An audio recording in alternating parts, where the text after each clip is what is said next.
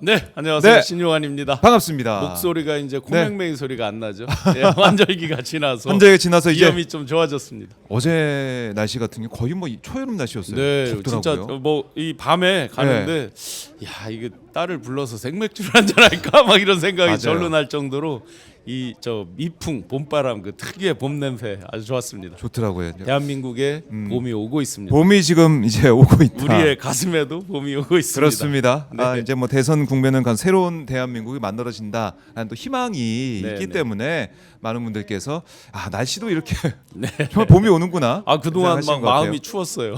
마음도 춥고 네. 날씨도 춥고 예. 너무 힘들었는데 이제 조금씩 희망을 가질 수 있게 됐다라는 말씀 드리겠습니다. 네. 자, 저희가 지금 현장 모습도 좀 보여드리고 있어요. 교수님 이게 네네. 박정훈. 네, 박정훈 전 해병대 수사단장 항소심이 예. 시작이 되는데 서울 고법에서 첫 항소심 이 공판 준비 기일이 열립니다.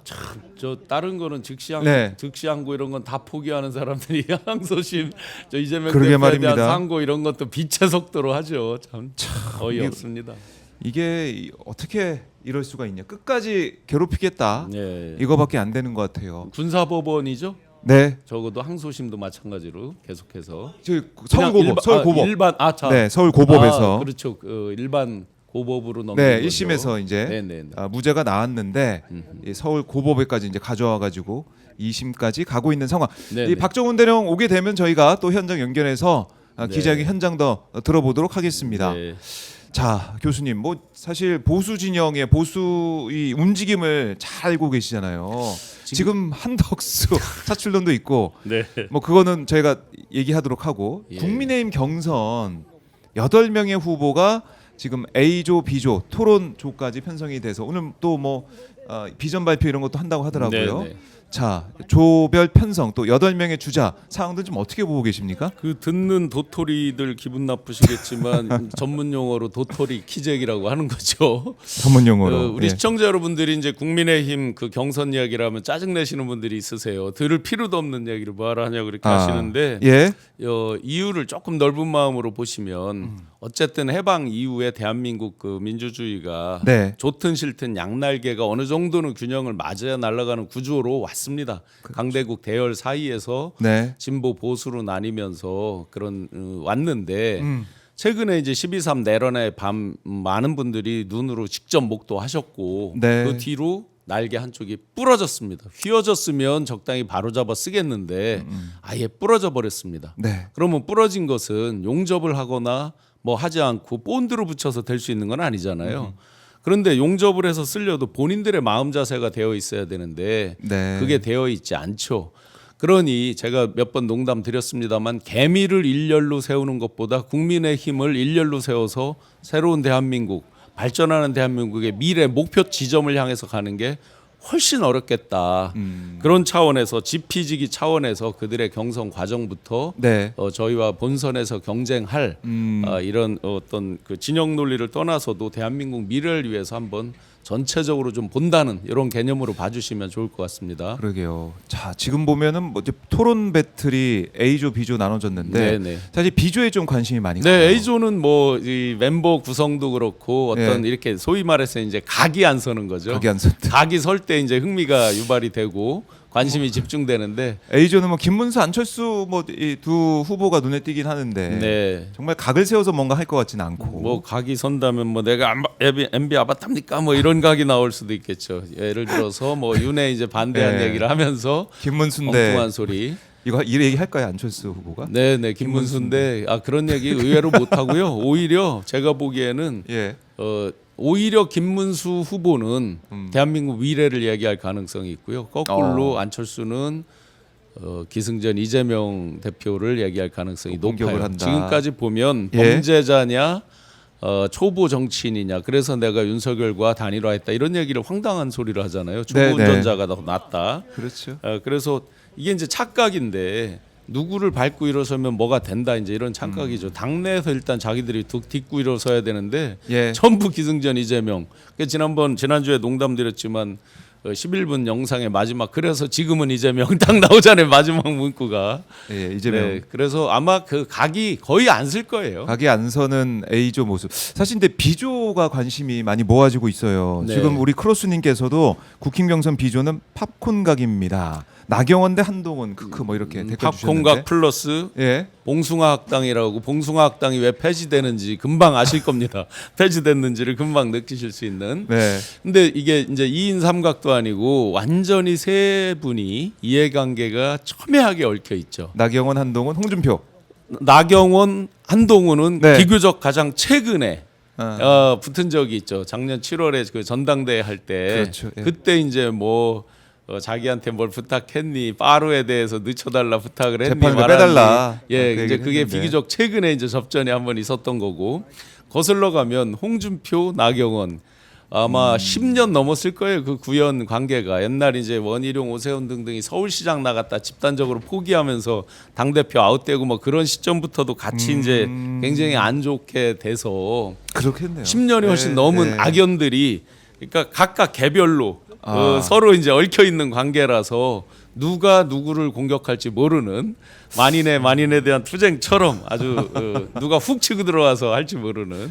근데 이제 나경원 의원 지난번에는 사실 이게 한동훈 그 당시 이제 후보가 그런 얘기할 줄 몰랐던 거 아닙니까? 네네. 공개적인 토론 자리에서 그렇죠. 뭐 부탁한 거 그래서 내부 총질한다고 이제 배신자 이 논도 했는데 그 당시 그때는 한 세게 방 나왔죠. 먹었어요. 네. 나경원 후보가 나경원 의원이. 근데 굉장히 이번에는 당황했죠. 사실은 그때는 표정부터. 진짜 너무 맞아요. 당황해서 그 표정을 아마 다 기억하실 텐데 네네. 이번에는 나경원 의원 좀 다를 수 있다. 아마 저는 반격이 이제 반격할 거 좀 생각할 것 같아요. 왜냐하면 윤을 정점으로 놓고 벌어지는 이제 사태였잖아요. 12.3 이후에 국민의힘의 그 분화되는 과정들이 네. 윤은 이제 상수 정점에 놓고 친윤이냐 뭐 반윤이냐 찬탄이냐 반탄이냐 해가지고 이제 벌어진 거기 때문에 네. 그 중에서 이제 완전히 왕따처럼 이제 한동훈 전 대표가 이렇게 돼 있잖아요. 네. 그러면서 요번에 이제 유승민 의원 그다음에 오세훈 그렇죠. 시장 예. 이렇게 이제 나왔을 때 일제히 오세훈 시장한테는 달려가고 물론 한동훈은 안 달려갔습니다만 유승민 의원은 마치 이제 그냥 사라진 존재처럼 이렇게 돼버리니까 이 보수 패널이나 유튜버 이런 데서 네. 봐라 이 교훈을 봐라 한동훈 봐라 그러면서 계속 이제 배신자 프레임을 더 강화하고 있거든요. 강화하고 있다. 거기서 아마 나경원 의원이 할 말은 계속해서 배신자 얘기를 하겠죠. 나 아베라고 하면서 네. 본인이 이제 나베 저는 진짜 저도 나베 할 때 그냥 일본 그 저것만 아니면 뭐 이렇게 일본식 나베 네, 네. 그런 식으로만 하는 줄 알았더니 이번에 저 본인이 해결할 직접 때 얘기를 나 해줬다. 아베라고 해서 깜짝 놀랐습니다. 그래요. 그리고 뭐 드럼통에 들어가서까지 네네. 그 뭐 짤을 그 사진을 만들어서 올리고 있는 이런 모습 보니까 이번은 나경원 의원이 뭐 확실하게 뭔가 이 이른바 극우표, 네. 강성표를 좀 받기 위한 움직임 많이 보이거든요. 이런 생각도 들어요. 예. 나경원 의원뿐만 아니라 예. 참 그 드럼통 옆에 빠루를 세워놨어야 되는데 본인 빠루는 빼놓고 말이야 네. 연출에 실패한 거예요. 그리고 결정적으로 예. 본인들은 그걸 이제 자기들 내부에서는 잘한다고 생각하는지 모르지만 드럼통이 뭔지를 사실은 일반 국민은 거의 알지를 못해요. 몰라요. 어떤 특정 이미지 형상화를 했을 때 네. 딱 직관적으로 꽂히지 않는 것은 다 실패하는 거예요. 그럴 수 있죠. 특히 모바일 개인 미디어가 강화된 시대에는 한 번에 와닿지 않으면요 두 번, 세 번에 걸쳐서 설명이 되면 그건 끝난 게임이에요. 그러니까 저걸 연출한 사람들은 실패한 거죠. 대표적으로 예. 저 한동훈 출마할 때 뭐 얘기했어요? 서태지 서태지. 얘기했죠. 요즘 사람들은 서태지를 모릅니다. 차라리 이제 BTS나 그렇죠. 이런- MZ 세대에 소구하려면 예. BTS나 BTS의 노래 어떤 구절이라든지 이런 것들을 얘기했어야 되고 그리고 정말로 젊은 사람들 감성에 네. 호소하려고 했으면 내가 너희들을 위해서 취업 일자리 창업 제가 취업 일자리 창업을 담당했지만 취업 일자리 창업을 어떻게 해서 어떻게 할게 잘 와닿지 않아요. 그렇죠. 코인 시장, 발행 시장을 어떻게 규제를 완화하고 유통 시장을 어떻게 강화하고 이런 얘기할 때 훨씬 좋아합니다. 네. 바로바로 직관적으로 오는 거죠. 이건 탓할 게 없어요. 모바일 개인 미디어가 워낙 생활 속에 와 있기 때문에 그런데 네. 이제 나경원 의원뿐만 아니라 모든 지금 국민의힘 의원들이 하고 있는 공통 단어가 하나 있습니다. 뭡니까? 지금 하는 짓들과 직결되는 겁니다. 음, 체제 전쟁이라는 표현을 쓰죠. 체제 전쟁. 체제 전쟁. 그런데 어디서 기시가 만드세요? 체제 전쟁. 체제 전쟁. 나치, 히틀러. 히틀러가 앞쪽에서 이제 계속 정권을 잡고 예. 대중 선정 선동 연설을 하면서 4단계로 전체 이제 히틀러가 집권하는 걸 나눴는데 그 세 번째가 주적을 설정하고 선전 선동을 강화한다예요. 네. 주적은 당시에 이제 아리아인 독일 민족의 순수성을 강조하면서 네. 그 주적을 이제 유대인으로 설정한 거죠. 그러면서 체제 선전 선동을 강화한다. 예. 그때 등장한 사람이 우리 그 유명한 누구예요? 요제프 괴벨스. 지금 보면 당시 괴벨스는 그래도 네. 괴벨스가 잘했다는 게 아니라 대중의 심리를 철저하게 분석을 한 거예요. 그렇죠. 그 당시는 지금처럼 모바일로 여론조사도 아닌데도 어쨌든 군중들이 어떻게 움직이는가를 봐서 어떤 단어를 던지면 저 사람들이 함성을 지른다 하는 걸 계속 분석을 한 거예요. 그러니까 그 게벨스가 한 것 중에 보면 히틀러가 우리는 다 강한 이미지만 생각하는데 굉장히 농담을 잘한 사람이에요. 게벨스가 계속 코치하기를 유머 어느 타임에는 어떤 유머가 가야 된다 이런 게 계속 나오는 거예요. 네. 심리를 아주 철저하게 분석해서 한 거죠. 그런데 이들은 지금 상대방 심리는 또는 국민 심리는 분석하지 않아요. 지금 국힘의 의원들은. 그럼 아주 극단적으로 표현하면 예. 게벨스만큼도 연구도 안 하는 사람들이에요. 분명히 게벨스가 잘했다가 아니라 네. 그런 아주 군중의 철저한 심리를 이용을 해서 나쁜 짓을 한 거죠. 그러면 지금 체제 전쟁이라고 던지는 건 일견 이게 지금 대통령 선거를 위한 어떤 전당대회를 하는 그 파이널을 정하는 건지 당 대표를 위한 자기들만의 그들만의 리그로 이 예선전을 치르는 건지 네. 딱 답이 나와 있어요. 자, 체제 전쟁의 핵심이 뭐예요? 이들이 하는 핵심이 증오의 조직화입니다. 증오를 조직화하는 거예요. 즉 기승전 이재명 말씀드렸잖아요. 오로지 기승전 이재명 자기들 이야기는 없어요. 지금 그에 아주 극명하게 대비돼서 이재명 후보가 미래를 계속 이야기하고 그렇죠. 있잖아요. 실제 말로만 하는 게 아니라 행보를 네. AI라든지 로봇이라든지 이런 쪽을 계속 보여주면서 그런 데를 방문한다든지 미래를. 하면서 그런 토크를 한다든지 네. 유발 하라리랑 어떤 이야기를 한다든지 하면서 그렇죠. 이미지를 형상화시켜서 가슴 속에까지 각인시키는 작업을 하고 있잖아요. 근데 이들은 오로지 증오만 조직화하는 거예요. 근데 여기서 한 가지 전제 조건이 있어요. 나치 히틀러나 게벨스조차도 그들의 순수성을 베이스로 해서 상대방을 공격한 거란 말이에요. 자기들은 순수하다라는 것들을 강조를 하고 일단 그걸 기초로 닦아놓고 상대를 밟겠다 이렇게 된 거란 말이죠. 군중을 그걸로 일종의 가두리에 가둬놓겠다 이렇게 한 거란 말이에요. 그런데 지금 전제가 틀렸잖아요. 자, 이들이 순수하게 예를 들어 기승전 이재명이나 민주당이나를 공격하려면 그 누구를 밖을 공격하려면 네. 본인들이 최소한 보수주의자다라고 한다면 보수주의자들의 순수성을 이미 그 터전을 확고히 갖고 있어야 되잖아요. 그럼 우리가 흔히 알고 있는 예를 들어서 국가 국민에 대한 무한 책임 자기들이 맨날 하는 얘기예요. 그다음에 노블리스 오블리주 이런 것들 네. 찾아볼 수가 없잖아요.